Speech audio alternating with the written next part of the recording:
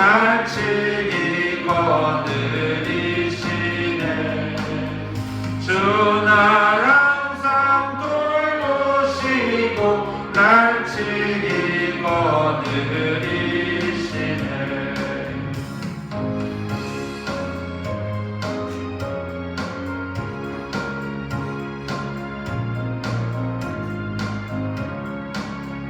이 세상 이별할 때에 천위의 권세 이기네. 천국에 가는 그 길도 예수가 거느리시네. 주 날 항상 돌보시고 날 친히 거느리시네. 주 날 항상 돌보시고 날 친히 거느리시네. 아멘.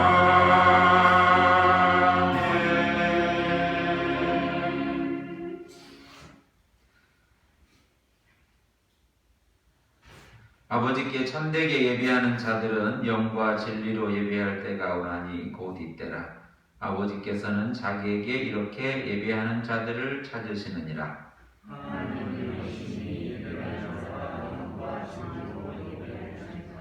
아멘. 신앙 고백하겠습니다. 나는 전능하신 아버지 하나님 천지의 창조주를 믿습니다. 나는 그의 유일하신 아들 우리 주 예수 그리스도를 믿습니다. 그는 성령으로 잉태되어 동정되어 마리아에게서 나시고 본디오 빌라도에게 고난을 받아 십자가에 못 박혀 죽으시고 장사된 지 사흘 만에 죽은 자 가운데서 다시 살아나셨으며 하늘에 오르셔 전능하신 아버지 하나님 우편에 앉아 계시다가 거기로부터 살아있는 자와 죽은 자를 심판하러 오십니다. 나는 성령을 믿으며 거룩한 공교회와 성도의 교제와 죄를 용서받는 것과 몸의 부활과 영생을 믿습니다. 아멘. 찬송가 35장.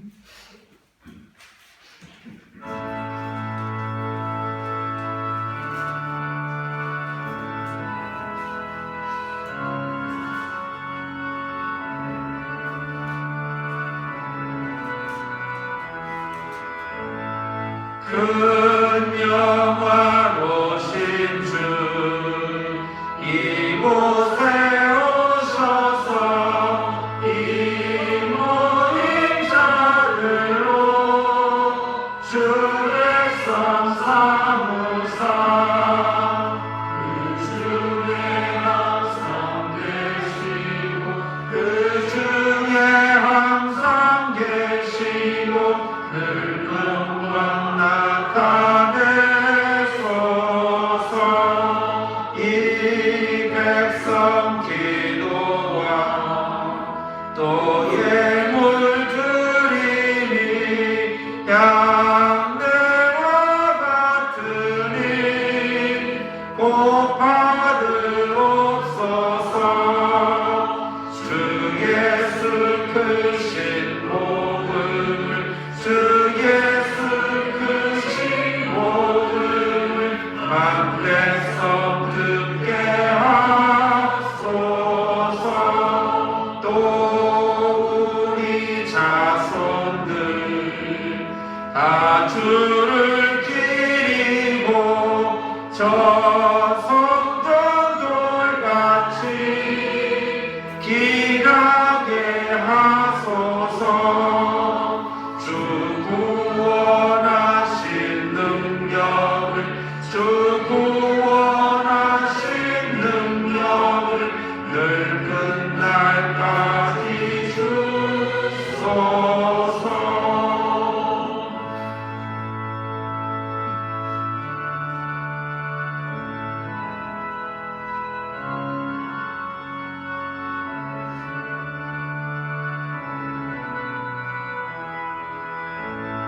주 믿는 만민이 참 진리 지키며 예성도들 같이 주 찬송하다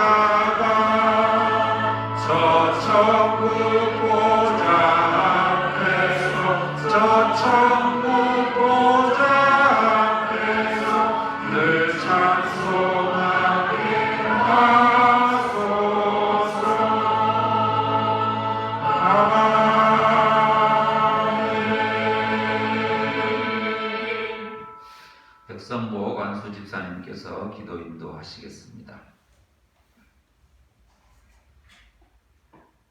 사랑과 은혜가 풍성하신 아버지 하나님, 죄인 중에 개수와 같은 저희들이 주의 성전에 나와 머리를 숙이오니 주님, 저희들의 죄와 허물을 용서하시고 예배드리기에 합당하게 하옵소서.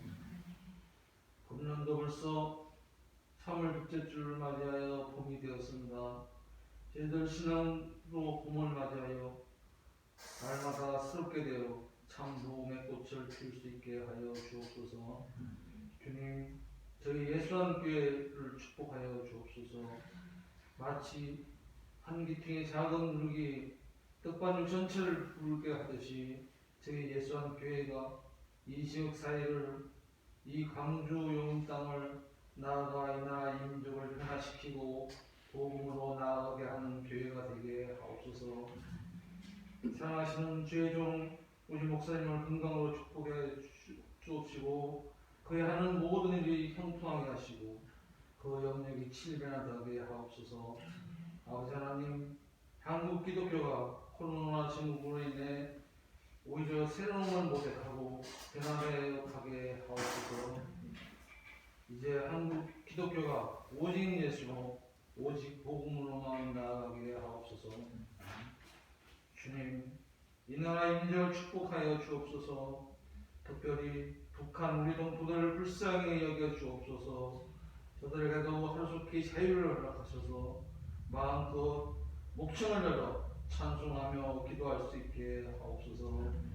이 시간 우리 목사님이 선포하시는 하나님의 말씀에 저희들이 아멘으로 화답할 수 있게 저희들의 귀를 열어주시고 가슴을 열어 주옵소서.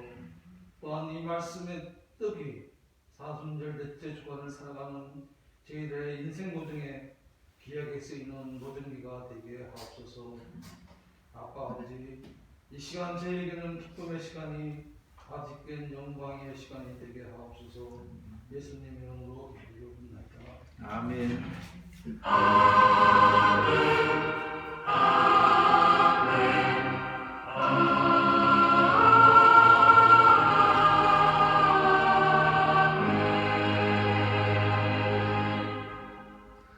하나님께서 이 시간 우리에게 주시는 말씀은 신약성경 누가복음 18장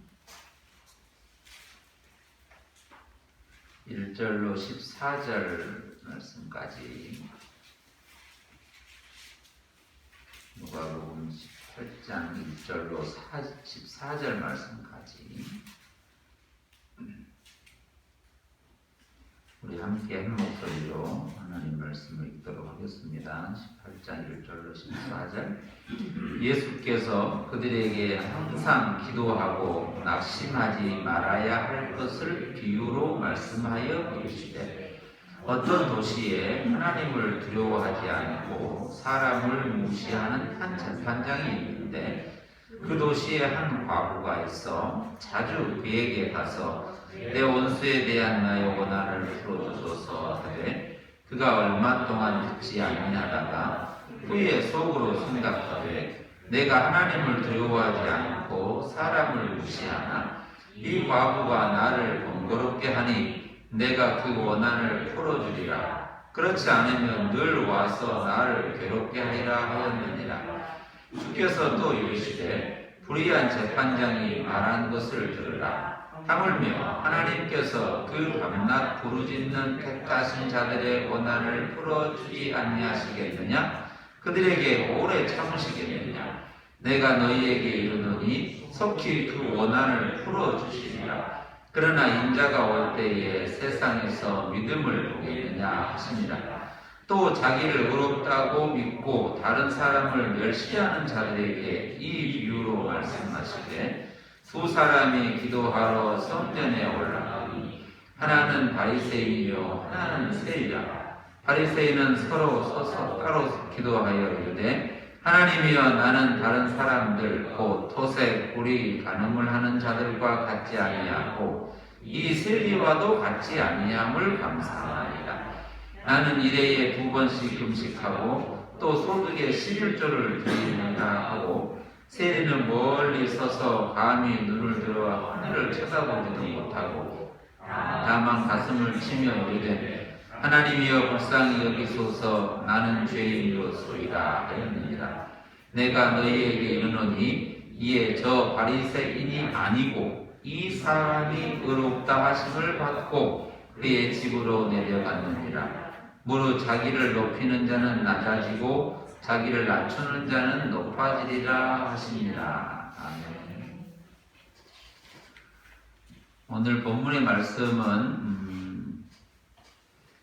우리가 새벽 각각의 경건의 시간에 쭉 읽어 오시는 누가복음의 범위 중에 오늘 본문의 말씀은 오늘 해당되는 오늘 주일날에 해당되는 그 쭉 1년 동안 매일 성경을 이렇게 읽어가는 과정 가운데 오늘 이 18장 1절로 14절은 오늘 아침에 오늘 새벽에 또 우리가 읽은 범위 안에 있는 것입니다. 그리고 이제 다음 월요일부터는 또 이렇게 15절부터 또 이렇게 읽어 나가고 있는 것이고 또 저희가 이렇게 1년에 한 번 정도 성경을 읽어보는 것으로서 또 읽는 매일 저녁에 또 읽게 되는 범위는 사무엘상입니다. 사무엘상. 이제 새로 시작합니다. 새로 시작하니 또 한 번 좀 다시 또 시작해 보시기도 하시고 그러면 좋겠고 또 우리가 말씀을 이렇게 가끔씩 외우는 또 말씀도 있기도 합니다. 이런 것들을 그냥 이렇게 즐거워하면서 그냥 걸으면서 읽기도 하고 이렇게 즐거워하면서 걷는 과정 가운데 만나는 그 선물 같은 것들로 읽는 것입니다. 이걸 안 하면 큰일 나고 뭐 이런 건 아니에요. 그러니까 지나가는 과정에 계절을 만나듯이 또 나무를 만나듯이 이런 말씀을 만나보는 거죠. 이런 즐거움을 또 이런 기쁨을 또 이런 경험들을 해가면 그냥 좋습니다. 그리고 주보를 보시면 안에 지도 하나가 있는데 지도가 3개 있습니다. 3개. 사실 하나를 얘기하려고 이렇게 3개를 여러 가지 느낌 있는 지도가 없을까 싶어가지고 구글을 여러 번 뒤져봤는데 지도는 많은데 그렇게 딱 느낌을 주는 지도는 이렇게 많지 않더라고요. 그래서 이렇게 하나를 딱 뽑아왔는데 이쪽 우리가 지금 사순절이라고 하는 절기를 지나고 있잖아요. 그 가운데 이제 사순절 하면 예수님의 생애에 관한 이런 얘기들이잖아요. 예수님의 그 생애라고 하는 게 어디에 담겨 있냐? 어디에서 그의 3년의 삶, 공생애의 33년 정도의 삶을 살으셨는가라고 할 때 크게 이렇게 지역으로 보면 그 빨갛게 점찍어 있는 세계 지도가 조그맣게 있잖아요. 보이지도 않죠? 아마 안 보일 거예요.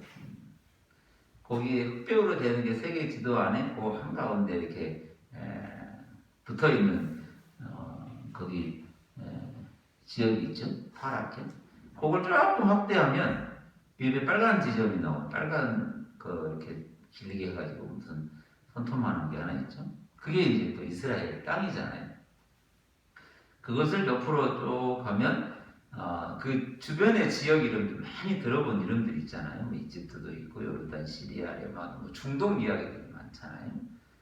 거기 저 위에 이제 그리스, 우리가 지난번에 사도행전 할 때 이제 그쪽 넘어가는 마게도니아 넘어가는 그런 얘기들, 로마도 보이고 뭐 이러잖아요. 거기에 이스라엘 땅이 이렇게 손톱보다 작은 초승달처럼 생겨서 비옥한 초승달, 초생달 이쪽 이런 지역, 거기 홍해도 보이고 그걸 이렇게 큼지막하게 이제 확대하면, 그걸 툭 이렇게 확대를 하면 다른 거 잘 안 보이고 딱 그 이스라엘만 보이잖아요. 그 이스라엘 땅. 요 범위 안에서 예수님은 이렇게 다니시기도 하고 여러 일들이 많았던 거죠.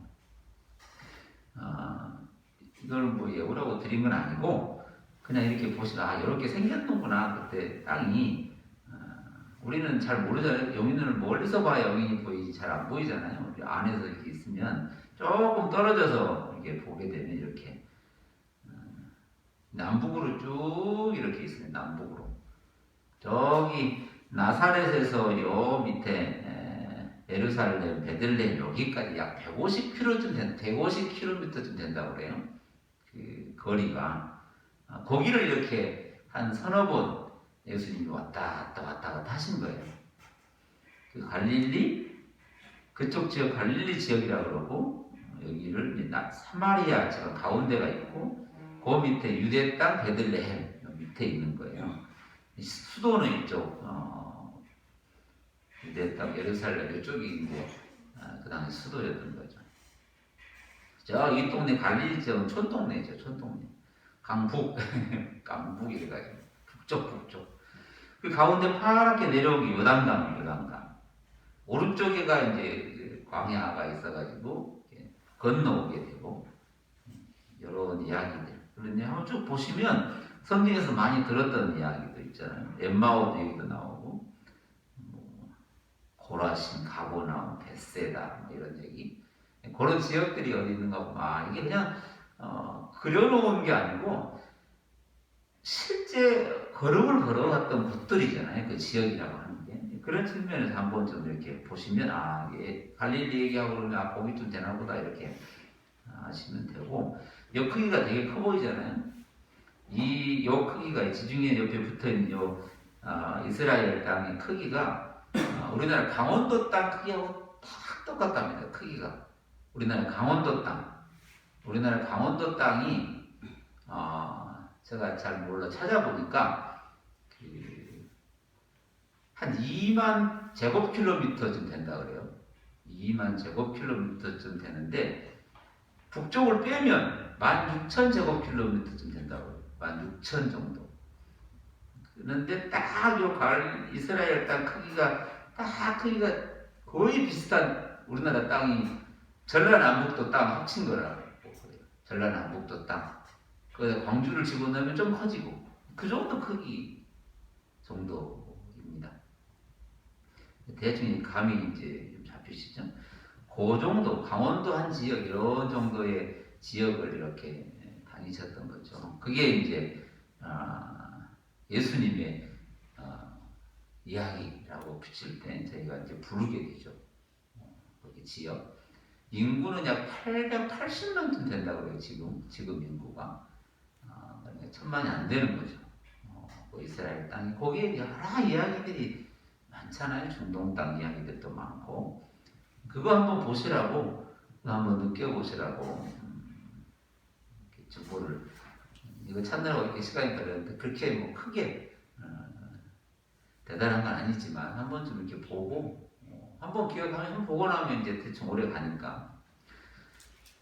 그리고 성경이라고 하는 이 복음서가 기록된 게 네 개잖아요. 네 개. 세 개가 마태, 마가, 누가가 이렇게 약간 섞여 있어요. 서로가 약간 내용들이 각자 서로가 이렇게 좀 아는 이야기를 공유하기도 하고 또 나만 아는 얘기를 하기도 하고 이래요.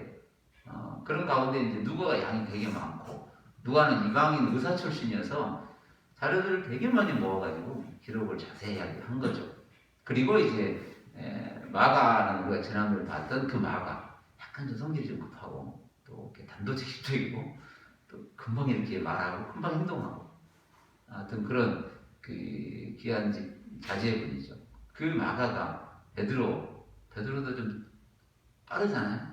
다혈질이고 그 베드로와 같이 있는 시간이 많았고 그러면서 들었던 얘기들을 잘 기록해서 마가복음은 되게 진행이 빨라요. 즉 곧 이런 얘기들이 많아요. 마가복음. 그래서 마가복음은 약간 다른 사람 유대인들에게 직접적으로 복음을 딱 얘기하는 사람은 마태, 세리 출신 마태. 그 마태가 이제 또 기록을 한 그 특징들이 좀 있고, 누가는 의사 출신으로서 내용이 장황하고 많고 그리고 정확하고 표현이 정확하고 그런 내용으로 누가는 기록이 되어 있고, 특히 이제 마태, 마가는 큰 공간으로 크게 공간을 나누면 북쪽 갈릴리 지역 하나 하고 이쪽 남쪽 예루살렘 이쪽 유다 쪽 크게 두 곳에서 예수님의 사역을 얘기하고, 분량으로 따지면 약 3분의 2가 거의 이쪽 예루살렘, 그리고 거의 내용의 중심은 그 십자가, 예루살렘 들어와서 마지막 3년째 십자가 지신 그 내용이 대부분의 공간의 내용, 공간 부분의 내용이죠. 요한복음 조금 색깔이 다르고 그런 측면에서 이렇게 공간 복음이 있는 것이고, 그 다음에 이제 누가복음을 우리가 지금 지난번 읽어오다가 지금 이제 순서에 맞춰서 보다 보니 18절까지 왔는데, 지금 여기 어디서 지금 얘기를 하고 계시냐? 예수님 어디서 얘기를 하고 계시는가? 좀 느껴보면 공생애를 시작하고 누가를 쭉 읽어봤잖아요. 공생애를 쭉 시작하고 이제 마지막 예루살렘에 올라가는 그 과정, 약 가을쯤에 올라가셨다 그래요. 가을쯤에 올라가서 거의 한 12월쯤 그쪽 근방에 그 절기 계절 속에 있는 거 약 3, 4개월 정도 걸어 올라간다, 상경한다 그러잖아요. 그렇게 가는 길입니다. 그 가는 길 중에 있는 거고, 그 첫 번째 예루살렘으로 올라가겠다라고 작정을 한 때가 어디냐면, 한번 앞으로 성경을 넘겨보셔가지고 우리가 이렇게 성경을 여러 가지 읽기로 하지만 약간 이렇게 좀 같이 걸어가면서 읽어볼 필요가 있긴 하죠. 9장 51절에 가시면 조금 앞으로 가셔서 9장 51절부터 이제 갈릴리 사역이 거의 끝나지고 이제 마지막 예루살렘으로 올라가는 과정의 출발, 그 출발의 시작점이 9장 51절에 있습니다. 한번 읽어볼게요. 9장 51절 같이 읽어볼게요. 시작. 예수께서 승천하실 기약이 차감해 예루살렘을 향하여 올라가기로 굳게 결심하셨다. 이렇게 단어를 쓰고 있는 거예요. 예루살렘으로 올라가는 거죠. 기약, 약속. 아무도 그걸 확인하고 약속을 묻게 했냐 안 했냐 이게 아니고, 그는 정확하게 그 선유와 경륜과 그 깊은 뜻 안에서 이렇게 정확하게 그러면서 그것을 가기로 결정하고 결단하고, 그냥 막 가는 게 아니고 그 길에 그 과정 가운데 마음을 담아서 가는 거잖아요. 그렇게 올라가기로 결심하는데 굳이 사마리아로 들어가는 거예요. 그 안에 보면 사마리아로 이렇게 사마리아 한 마을로 들어갔는데 53절에 보면 예수께서 예루살렘을 향하여 가시기 때문에 그 사마리아 사람들이 받아들이지 않는 거예요. 그래서 원래는 사마리아로 가는 길이 아니고 이쪽으로 돌아서 오른쪽 요단강을 건너가지고 돌아가지고 삥 돌아서 올라가거든요. 그런데 특별히 마지막 올라가는 그 길에서는 사마리아 땅으로 향해서 걸어가시는 거죠. 그 얘기가 진행이 되고 올라가면서 여러 얘기들이 이제 시작이 되는 겁니다. 우리가 지난번 쭉 읽어왔던 것 중에 또 선한 사마리아 사람 이야기도 여기 올라가다가 하시는 거고, 누가의 기록으로 보면 이게 올라가시면서 또 이제 그 주기도문도 가르쳐 주시고, 이렇게 올라가시면서 쭉 한 번 넘겨보시고 쭉 넘겨보시면 12장으로 쭉 넘어가시고 쭉 넘겨가시면 가시면서 여러 사람들 만납니다. 여러 사람들 만나고 질문을 받기도 하고 그런 내용들이 이제 여기 기록되어 있는 거죠. 예를 들어 12장에 딱 들어가면 이렇게 나오죠. 물이 수만 명이 모여서 서로 밟힐 만큼 적었다. 우리 옛날에 한번 읽어봤죠. 그러기에 먼저 제자들에게 말씀했다. 제자들에게 말했다. 이런 내용이 있고, 또 12장 22절에 보면 또 제자들에게 말씀하여 제자들에게 이르시되, 이런 내용이 있고, 그 다음에 14장 또 가서 15장쯤 넘어가면 모든 세리와 죄인들이 말씀을 들으러 가까이 나오니 3절에 15장 3절에 보면 예수께서 그들에게 비유로 이르시되 해서 이제 100마리 양의 한 마리 잃어버린 양 얘기가 나오고 잃어버린 드라크마 얘기가 나오고 그 탕자의 비유라고 우리가 알고 있는 그 얘기도 여기서 이렇게 나오는 건데 상당히 그 올라가는 과정 가운데 많은 얘기들이 있었잖아요. 지금 우리가 그 근방에 지금 저희가 있는 거예요. 사순절 그 근방에. 그리고 15장 11절에 보면 또 이르시되 어떤 사람에게 이렇게 말씀을 하는데 어떤 사람에게 아들 둘이 있다 이런 얘기도 시작하시기도 하고 17장으로 넘어가시면 이번에도 예수께서 제자들에게 이르시되 제자들에게 분명하게 제자들에게 말했다 이렇게 단어를 쓰고 있고 그리고 17장 20절에 가보면 바리새인들이 하나님 나라가 어느 때에 임합니까? 라고 예수께 이렇게 묻거늘 예수께서 그 사람들에게 대답하여 말하는 게 이제 18장 바로 앞에 있는 얘기 하나님 나라 이야기 그 얘기를 하나님 나라가 언제 임합니까? 라고 묻는 거죠. 그 묻는 거기에 대답을 했던 거예요. 20절부터 37절까지 쭉 그 얘기가 진행이 되고 오늘 왜 이렇게 제가 누구에게 말했고 어디서 왔고 어디로 가고 있느냐를 조금씩 이렇게 봤냐면 18장이 어떻게 시작하냐면 18장이 예수께서 그들에게라고 하는 누군가에게 말씀하시는 거예요. 그들에게. 근데 여기는 정확하게 제자면 제자, 바리새인 이렇게 말하지 않지만 그들에게. 그러면 이 앞에서 하나님 나라를 물었던 그들에게 말씀하시는 것일까? 이 질문이 하나가 생기는 거죠. 그런데 예수께서 그들에게 이 그들 대상이 누군가? 그런데 그 누군가? 그럼 여기에서는 조금 더 질문을 해보면 그 듣는 자, 들을 자, 들어야 하는 자, 그들에게 얘기하시는 거죠. 그 얘기의 그 핵심, 뭘 얘기하시려고 그러냐? 뭘 얘기하시려고 이렇게 올라가는 길에서 말씀을 하시는 건가? 그 주제가 이렇게 써 있어요. 주제가 18장 1절에 보면 예수님께서 그들에게 항상 기도하고 낙심하지 말아야 할 것을 얘기하시는 거예요. 항상 기도하고 낙심하지 말아야 할 것이라고 하는 주제를 딱 던지고 뭘로 말씀하시냐면 비유로 말씀하시는 거예요. 앞에서 여러 비유로 말했잖아요. 잃어버린 양 비유를 얘기했고 잃어버린 탕자 비유를 얘기해. 이런 얘기를 비유. 그래서 이 비유라고 하는 게 당대에 다 알고 있는 이야기들을 이렇게 전달하기도 하고 또 어떤 걸 설명하기 위해서 이렇게 말하기도 하고 그래서 이 비유라고 하는 단어 뜻 자체가 파라볼레라고 해가지고 어떤 얘기를 하려고 하는 주제 옆에다가 어떤 걸 놓고 이걸 보여주면서 하고자 하는 건 원래 요게 목적이라는 거예요. 하나님 나라 얘기를 하려고 하는데 그 옆에 씨를 뿌리는 건 이런 것이 규율을 얘기를 하는 거예요. 그런 것도 같은 거죠. 그래서 이게 실제로 있느냐 없느냐 이거 가지고 뭐 얘기하기도 하고 그렇기는 하지만 이 비유라고 하는 그 당대 모든 사람이 알고 있는 씨 뿌리는 얘기, 뭐 드라크마 얘기, 어느 가정의 두 아들의 얘기 이런 얘기들이잖아요.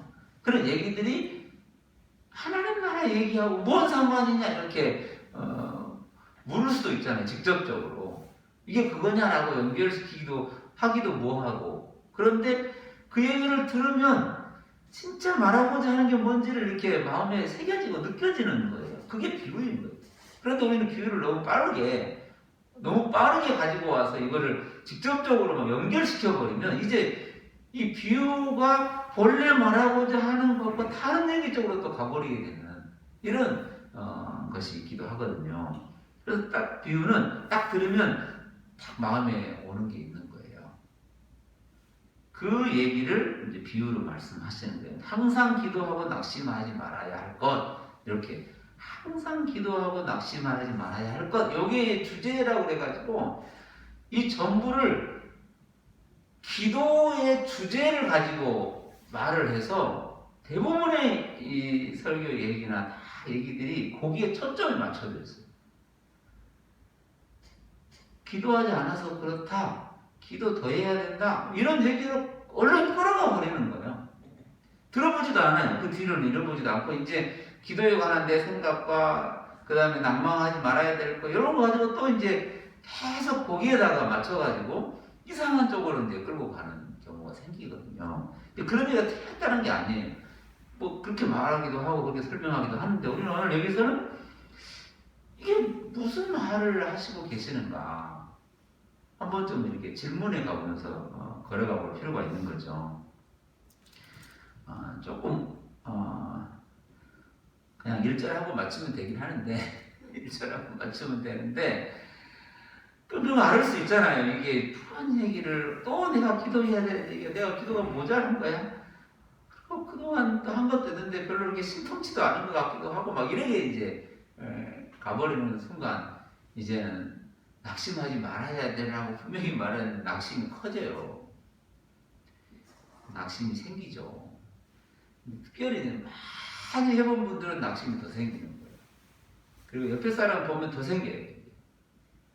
별로 안 한 것 같은데 금방도 되고 하거든. 많이 한 것 같은데 안 되고 막 이런 기도에 이제 여러 얘기들로 가게 되죠. 그래서 비유를 한번 들어볼게요. 비유를 뭐라고 말씀하시는지 2절에 보시면 어떤 도시에 하나님을 두려워하지 않고 사람을 무시한다. 하나님을 두려워하지 않고 사람을 무시한다.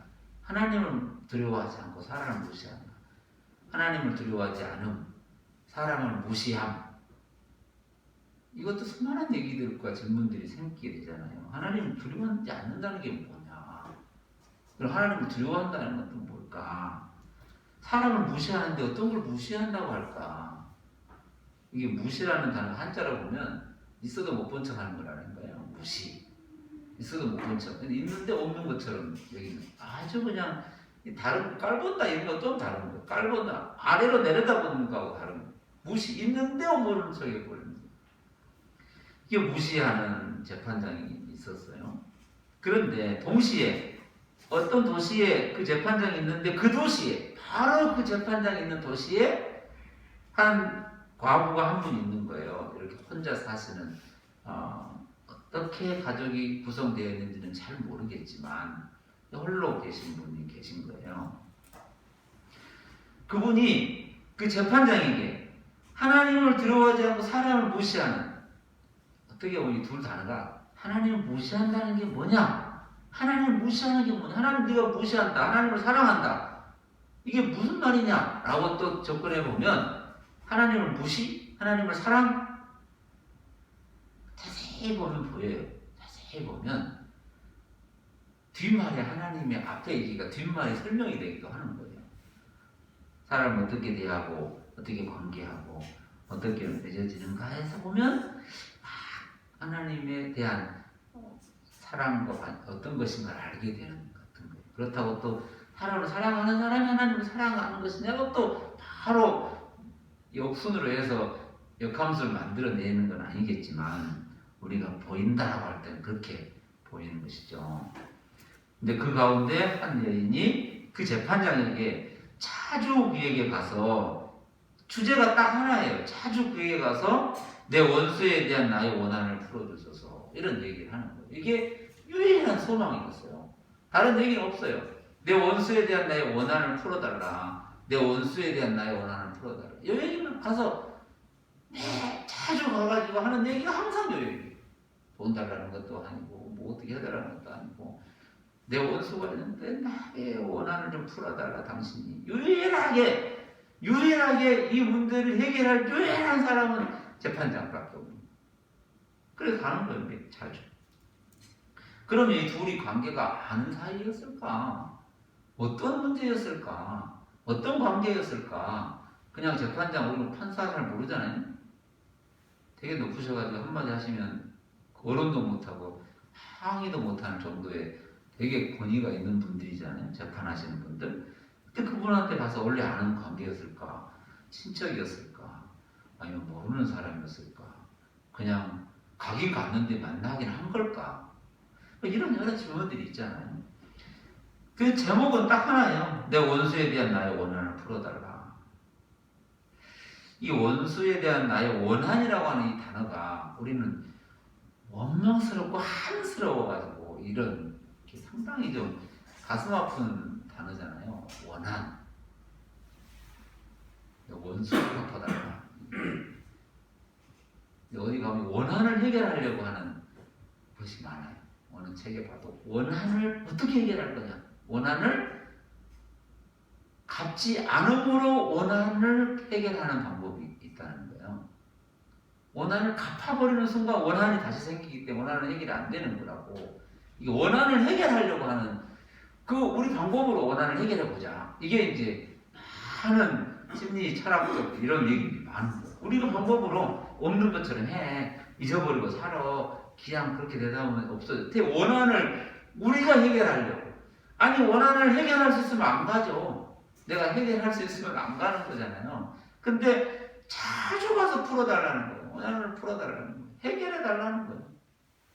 근데 이 원한이라고 하는 단어 자체를 실제로 이렇게 보면 우리가 이제 원한 이렇게 한글로 번역을 하고 이것도 한자기는 하지만 우리나라 말로 우리가 이해할 수 있는 말로 번역을 해서 그렇지 이거는 영어는 다르게 또 번역을 했더라고요. 이게 다르게 해달라. 정의를 세워달라. 내가 지금 어딘가에 있는데 공의를 세워달라. 정의를 세워달라. 이런 뜻이라는 거예요. 그러니까 당신밖에 그걸 할 수 없다는 거예요. 원한이라고 하는 건 나한테 맺혀있으면 내가 해결하고 잊어버리고 그냥 없는 것처럼 여기고 안 만나면 되고 그냥 종이에 싸가지고 불에 태워버리면 되고 막 이래가지고 없어지고 이래져 버리면 될 것 같은데 그게 아니고 이 문제는 반드시 해결해야 될 부분이라는 거예요.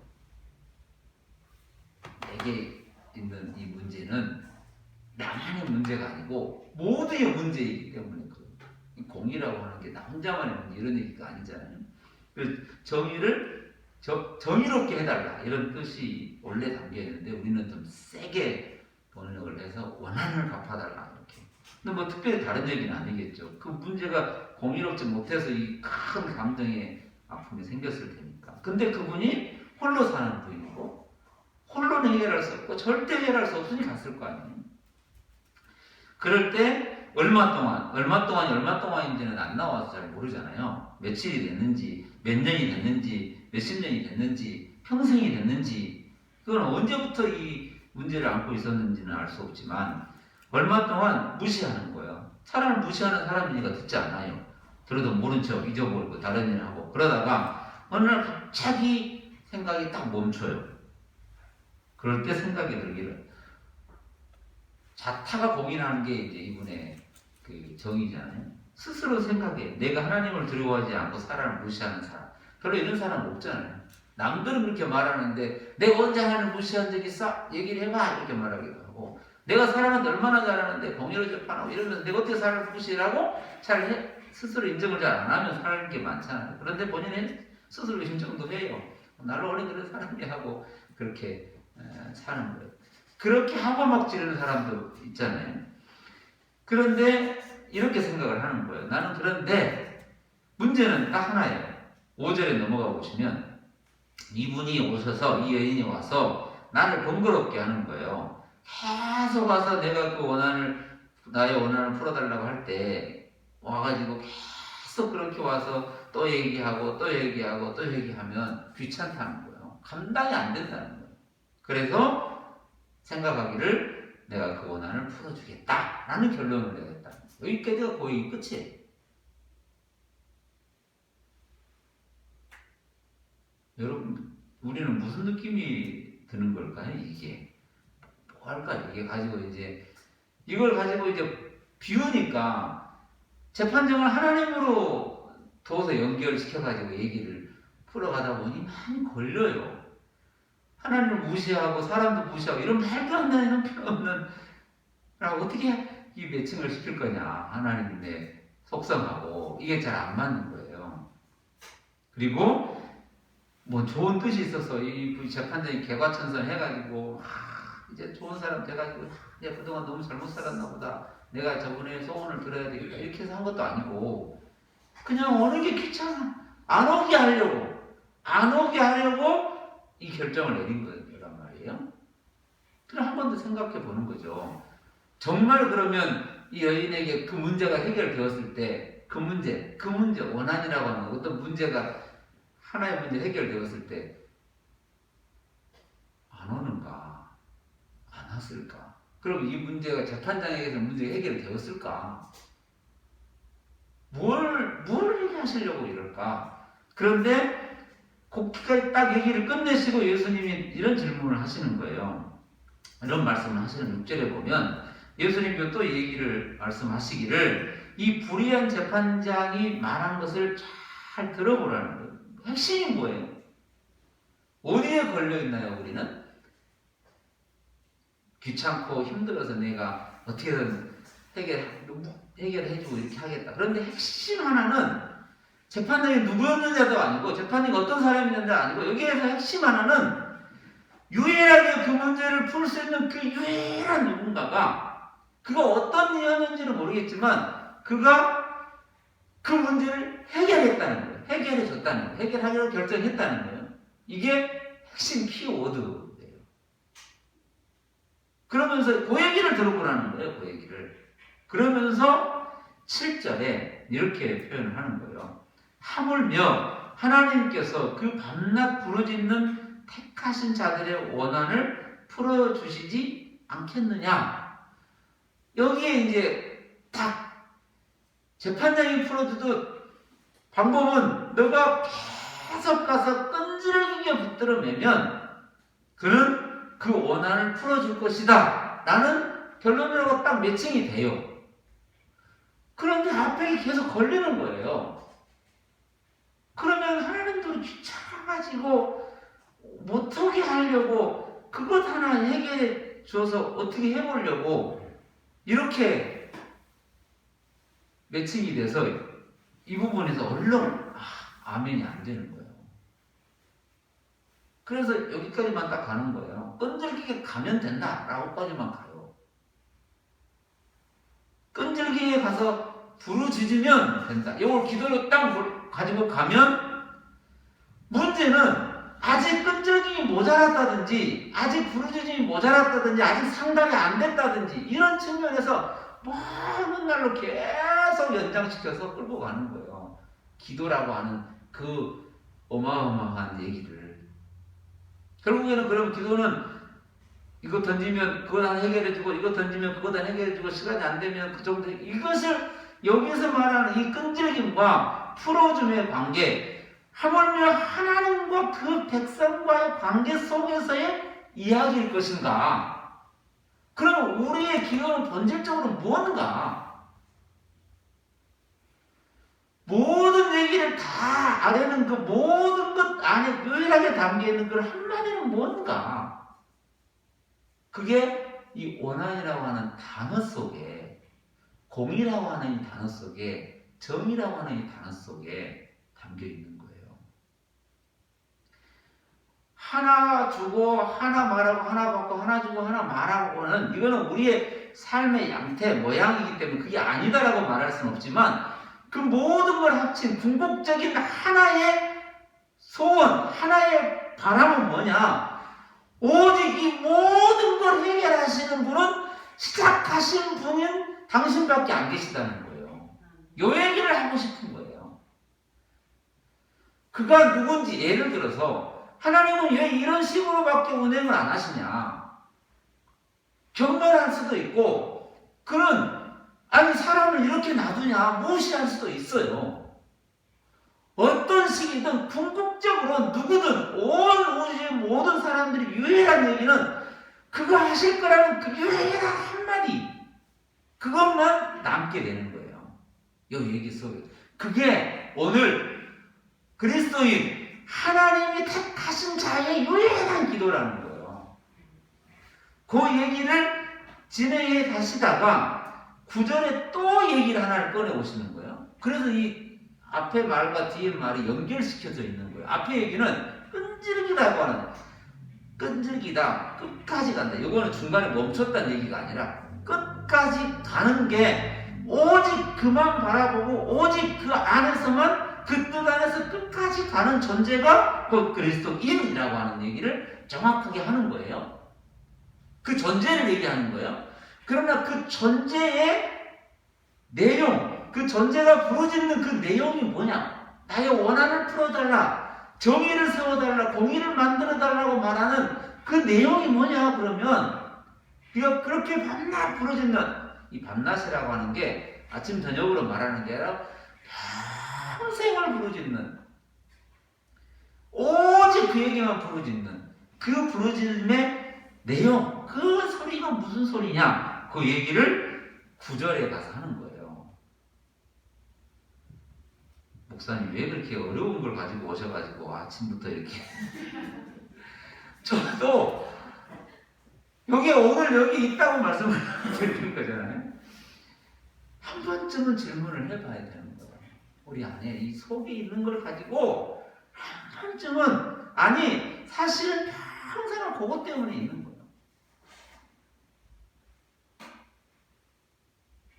이 문제가 해결이 안 되면요, 그냥 죄는 죄인가 보다, 그냥 악은 악인가 보다, 전부 남의 얘기예요. 다 죄인이라고 말을 하면서 아무 관심이 없어요. 별로 그렇게 막 불안해하지도 않고. 그런데 이렇게 오직 누가 얕고 재판장 해봐야 소용도 없어, 그거 얘기해봐야 소용도 없어 라고 말할 정도로 한 번도 그런 절박함, 그런 절실함이 없어요. 그냥 그런 절실함이 없으니 정말 그 이 십자가가 그 마음 안에 느껴지겠냐는 거예요. 이게 그냥 말하니까 머릿속에 그냥 계산 정도 하고 정리 정도 하는 거지, 정말 그 마음이 우리 안에 있는 거예요.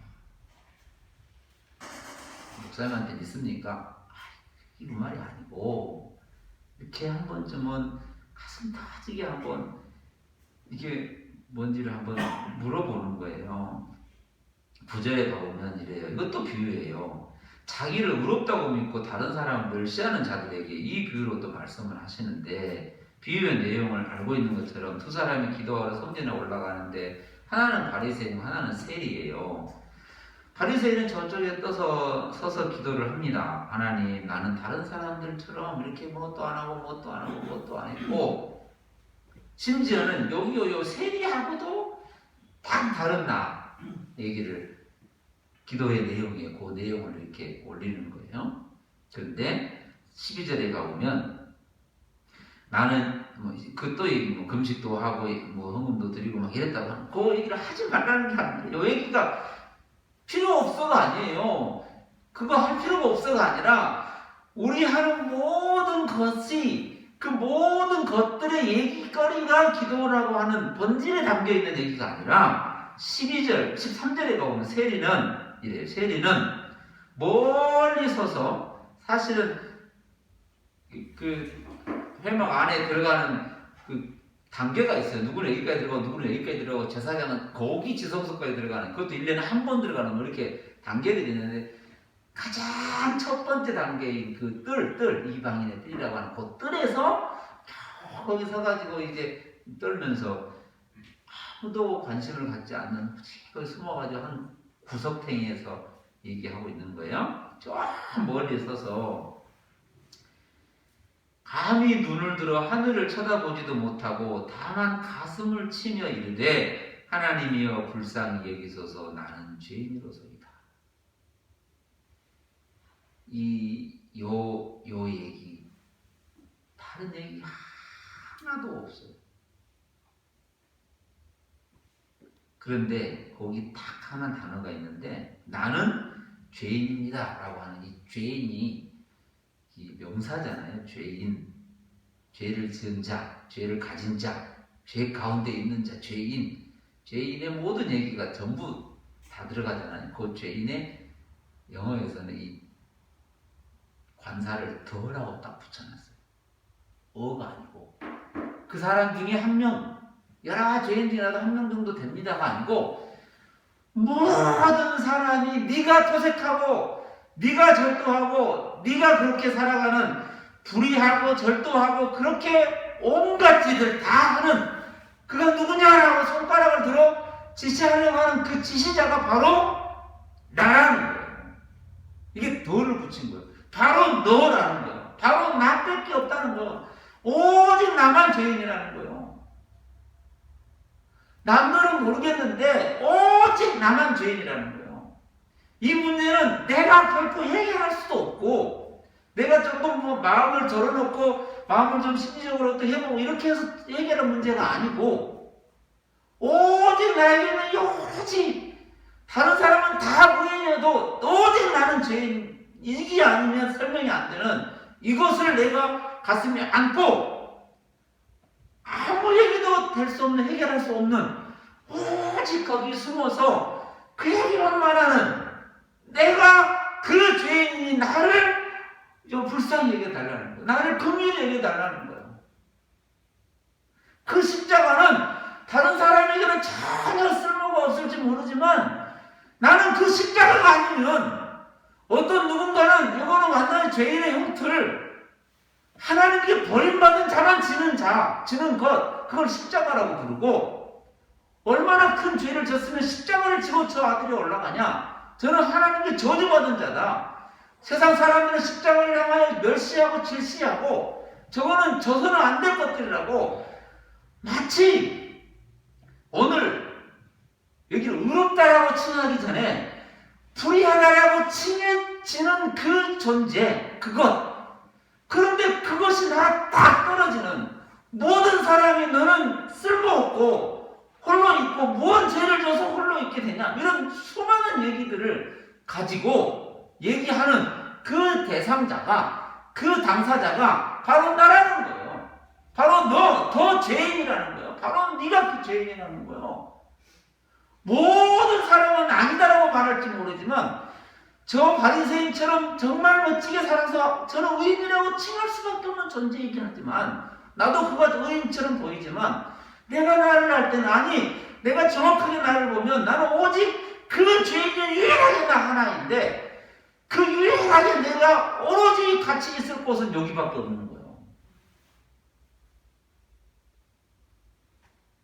그래서 남들이 거기 갈 필요도 없고 그 죄인이 지는 형태니 거기 가서 의미가 없으니 거기가 아니라 다른 데 가봐라. 다른 데 다른 재판장 찾아보고 다른 데 찾아봐라. 그렇게 욕을 먹는 하나님을 버림받은 것이 십자가인데 아니 거기 가서 하나님을 찾는 게 말이 되냐 라고 말하는 그 유일하게 저주받은 그 저주받은 십자가가 곧 내 십자가 내 죄 때문에 했다고 이 절실하게 표현이 내가 그 죄인인데 나를 오직 당신만이 불의한 나를 불쌍히 여겨달라고 말하는 그 소리가 오늘 그리스도인 오늘 십자가를 내 중심에 삼고 살아가는 이게 장식거리가 아닌 그걸로만 유일하게 말할 수밖에 없는 그 얘기가 오늘 이 세리가 가슴을 치며 아니 홀로 된 여인이 매일 찾아가서 거기는 가지 말라니까 다른 데 가보라고 다른 학문을 찾아보고 다른 철학을 찾아보고 다른 걸 찾아봐야지 아니 사람도 무시하고 하나님도 없다고 말하는 왜 거기 가서 해줄 리도 없고 안 된다는 거잖아요. 그러나 나는 거기밖에 갈 데가 없는 거예요. 누가 예수를 믿고 누가 하나님의 자녀가 돼 거기밖에 갈 데가 없는 자만이 거기 가는 거잖아요. 다른 데 해결할 수 있는데 왜 거기를 굳이 아니요.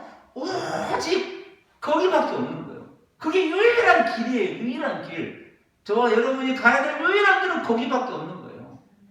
우리가 가는 길은 그 길이라고 하는 거예요. 아니 그 길 간다고 해서 뭐 대단한 게 생기고 만들어지고 다른 사람에게 칭찬받고 존경받고 아니요. 아니 너도 그럼 결국에는 똑같은 거 아니냐. 이렇게 조롱받을 수도 있어요. 그래서 우리가 뭔가 되고자 높아지려고 낮아지는 게 아니에요. 예수님이 그 말씀 하잖아요. 무릇 자기를 높이는 자는 낮아지고 나기를 낮추는 자는 높아지는데 내가 높아지려고 낮아진 게 아니에요. 내가 다른 사람에게 칭찬 좀 받으려고 해결해가지고 자랑거리 삼으려고. 아니, 그거 해결되지 않으면 평생이, 아니, 전 존재가 없다니까요. 하나님의 공의, 하나님의 정의, 하나님의 뜻, 하나님의 섭리, 경륜, 그것만이 내가 오늘 있음의 이유라고 하는 거예요. 그게 핵심. 이걸 설명할 수 없기 때문에 제가 오늘 이 말씀 앞에서 같이 서보는 거예요. 함께. 여기에서 너는 왜 기도를 좀 끈질기게 안 해가지고 그렇게 형편이 그래? 왜 너는 또 그런 식으로 기도해가지고 왜 그렇게 말해? 이렇게 기도하고 이렇게 기도의 방법이나 기도의 끈기가 있냐 없냐 이런 양적 질문이 아니라 오직 거기서 그렇게 서서 자기를 치며 기도하는 그 부르짖음이 아무 말이 없어요. 누구에게 말할 것도 없어요. 여기 바리새인과 비교할 것도 없고 누구하고도 비교할 게 없이 오직 단독자로 오직 그 하나님 앞에 딱 서서 하나님 저 왔는데요. 할 데가 없어요. 유일하게 당신만이 나의 전부, 당신만이 나의 남편이고 당신만이 나의 아버지고 당신만이 나의 친구이고 거기서만 해결이 되는 이 문제를 안고 오로지 온 거예요. 이게 오늘 높아지려고 구원을 받으려고 아니라 그렇게 왔더니 그가 높이시게 되는 결과를 얻게 되는 거예요. 이걸 은혜라고 해요. 내가 만들어 올라갔으면 어떻게 그게 은혜가 돼요?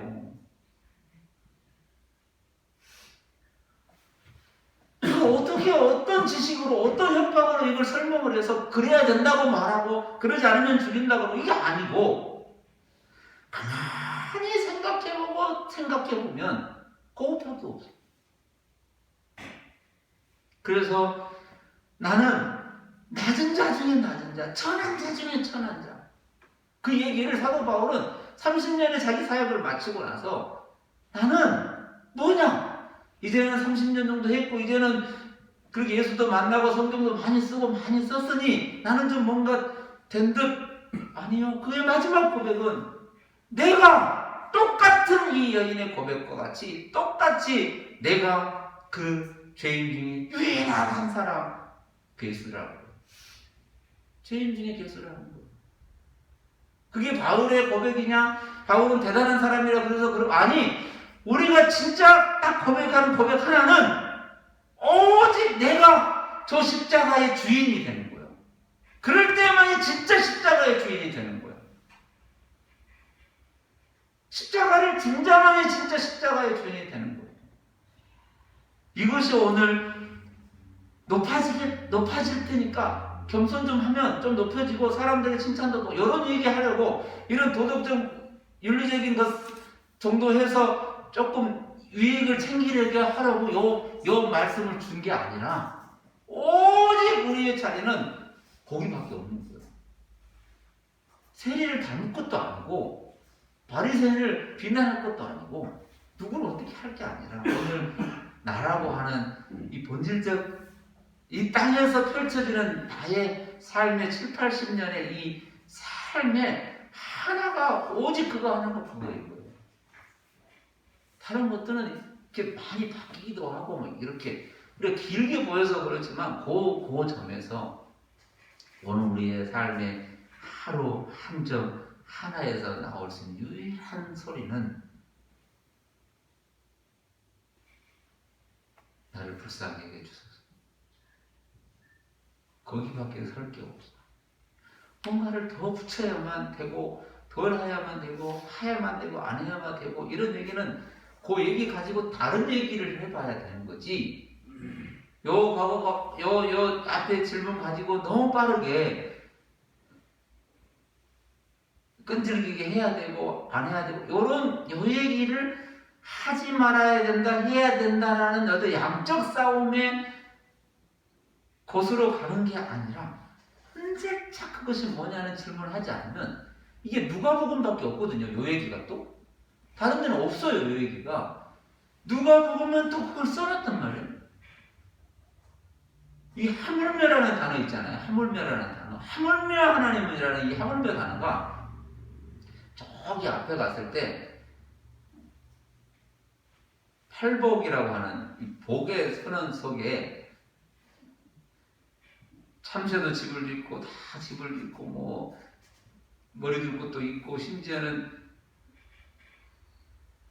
참새가 팔려가는데 한 아싸리는 팔려가고 뭐 이런 얘기들이 쭉 나오는 얘기 가운데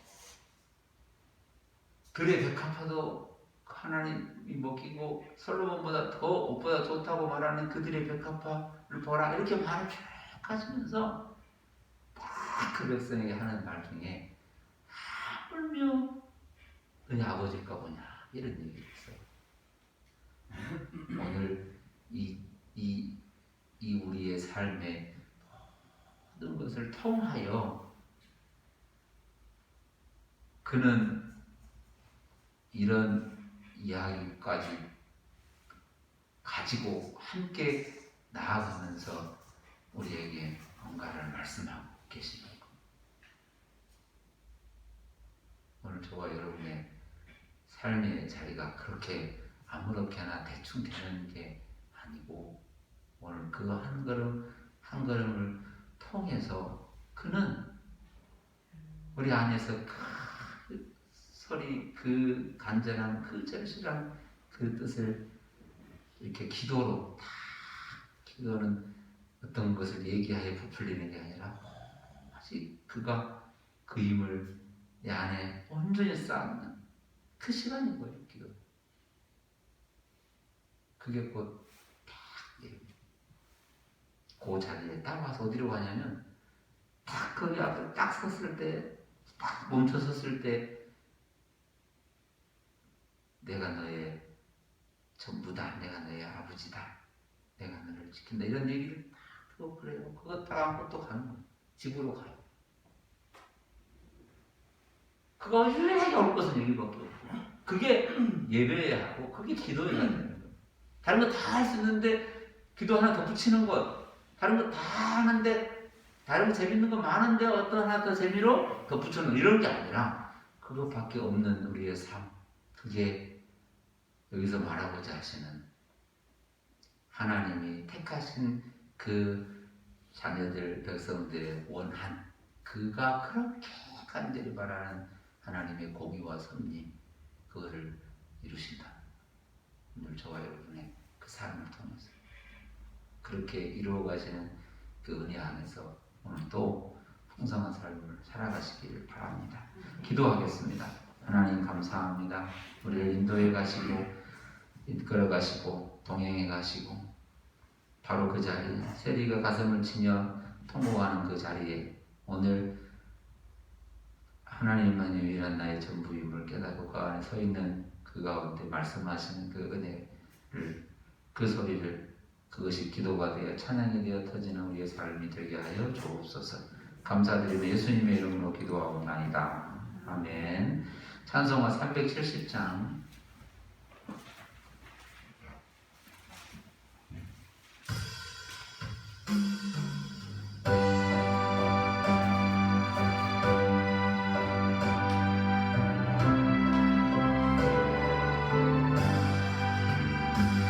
주 안에 있는 나에게 딴 근심이 있으랴 십자가 밑에 나가 내 짐을 풀었네 주님을 찬송하면서 할렐루야 내 앞길 멀고험해도 나 주님만 따라가리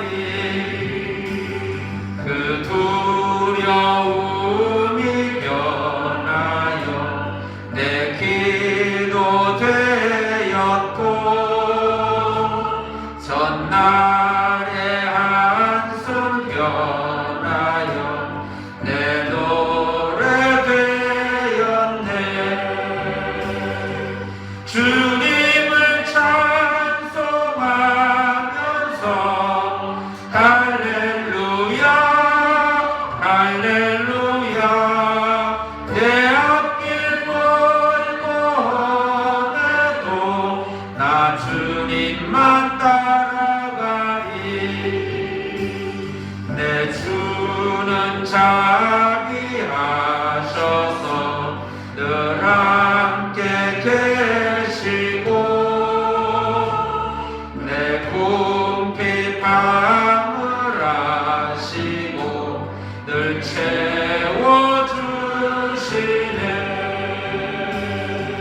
주님을 찬송하면서 할렐루야 할렐루야 내 앞길 멀고 험해도 나 주님만 따라가리.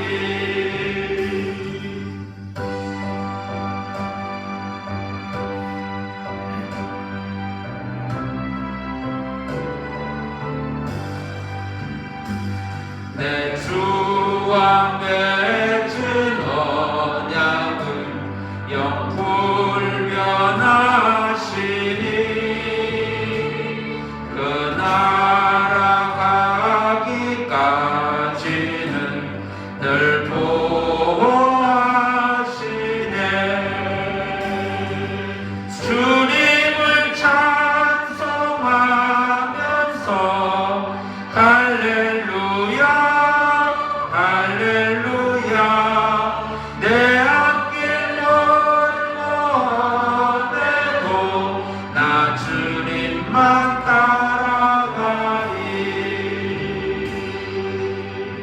기도하겠습니다. 우리를 하나님 은혜 안에 품어주시고 우리 안에서 합력할 선을 날마다 오늘도 이루어 가심을 감사합니다. 그 선하심과 그 깊고 오묘한 하나님의 놀라운 것들을 우리 가운데 펼쳐가심을 감사합니다. 하나님의 그 영원한 섭리와 경륜 안에서 오늘도 우리의 삶을 살아가기에 하나님의 영광을 보고 그 믿음 안에서 사는 거룩한 자녀들 되게 하여 주옵소서. 그 자리에서 그 일로 인하여 하나님 아버지를 부르고 하나님 아버지의 은혜와 또 섭리를 누리며 자유하며 사는 믿음의 거룩한 삶이 되게 하여 주옵소서. 우리에게 베푸신 소중한 것들을 더 소중하게 나누며 또 아름답게 또 살아가며 세워가며 또 나누어가며 사랑하며 존경하고 배려하는 믿음의 거룩한 가정, 교회, 나라와 국가가 되게 하여 주옵소서. 우리를 날마다 이렇게 인도해 가시는 은혜 안에서 오늘도 드려지는 소중한 것들이 하나님께 영광이 되고 우리 안에는 그 은혜를 누리는 귀한 통로가 되게 하여 주옵소서. 사순절 기간 또 부활절을 기다리는 그 기간 동안 더 깊이 우리의 삶을 돌아보며 은혜를 묵상하며 십자가를 생각하는 믿음의 시간 되게 하여 주옵소서. 감사드리며 예수님의 이름으로 간절히 기도하옵나이다. 아멘. 주보의 소식은 주보를 참고하셔서 읽어보시면서 보내시기를 바랍니다. 안에 내용도 보시고 또 말씀도 외우시기도 하시고 지도도 살펴보시고 또 이렇게 하겠습니다. 한 주간도 귀한 은혜 가운데 믿음으로 살아가시는 공동체가 되시기를 바랍니다. 우리 다 같이 일장 찬송 부르시면서 예배를 마치겠습니다.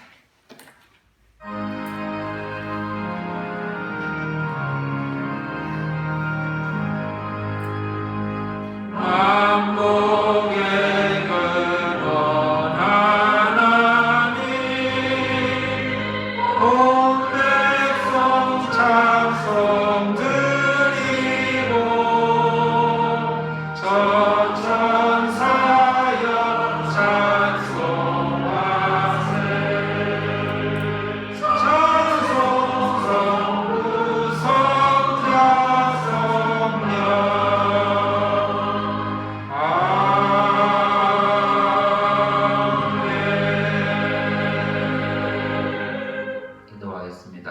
지금은 우리 주 예수 그리스도의 은혜와 하나님 아버지의 크신 사랑과 성령의 교통하심과 우리 안에서 역사하심과 또 말씀을 따라 살아가게 하심과 우리 안에서 기도하게 하심과 예배하게 하심과 나누게 하심과 감사와 기쁨으로 살아가게 하심 그 은혜를 따라서 이번 한 주간도 있는 곳곳에서 하나님을 더욱 신뢰하며 의지하며 살기를 소망하는 주의 사랑하는 자녀들 가운데 지금부터 영원까지 함께 하옵시기를 간절히 축원하옵나이다. 아멘.